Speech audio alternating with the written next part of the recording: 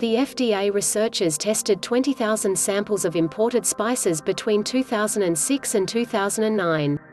About 7% of imported spices were contaminated with salmonella. The bacterium was most common in coriander, basil, oregano, sesame seeds, pepper, cumin and curry powder. Ground and cracked spices were slightly more likely to be contaminated than whole spices.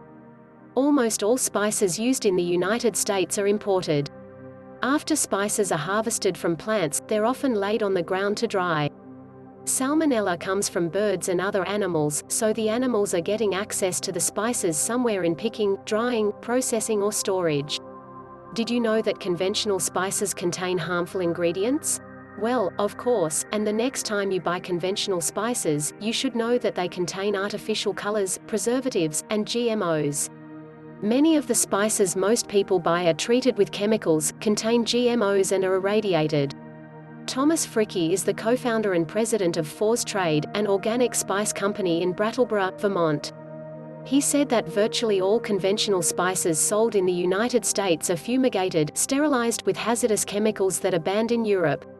Here's what you need to know. Well, spice contamination usually occurs during processing, storage, distribution, sale. Spices can be contaminated with insect parts, rodent hair and feces. So in order to get rid of these not-so-yummy ingredients, conventional spice producers sterilize their spices with toxic chemicals, such as ethylene oxide. Ethylene oxide-exposed lab rodents had similar cancers, and cellular studies confirm that ethylene oxide causes genetic DNA mutations and chromosomal damage that can lead to cancer. The United States Environmental Protection Agency has announced that the acute, short-term effects of ethylene oxide in humans consist mainly of central nervous system (CNS) depression and irritation of the eyes and mucous membranes. Chronic, long-term exposure to ethylene oxide in humans can cause irritation of the eyes, skin, and mucous membranes, and problems in the functioning of the brain and nerves. Some human cancer data show an increase in the incidence of leukemia, stomach cancer, cancer of the pancreas, and Hodgkin's disease in workers exposed to ethylene oxide. Note, you should also know that these data are considered to be limited and inconclusive due to uncertainties in the studies. EPA has classified ethylene oxide as a Group B1, probable human carcinogen. You should also know that another process of sterilizing spices is food irradiation.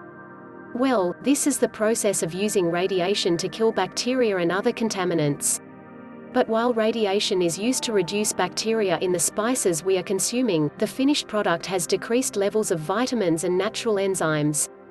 Radiation changes the chemical composition of a spice, potentially creating toxic, carcinogenic byproducts in the food and increasing our exposure to free radicals. Free radicals cause aging and disease, something we want to avoid at all costs. Note, you should be very careful, because the conventional spices can also contain anti-caking agents that keep them from clumping together.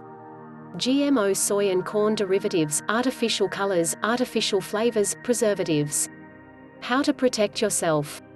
You should always buy organic spices, because organic spices don't contain any fillers, synthetic anti-caking agents, artificial colors, flavors or preservatives that may be found in conventional spices.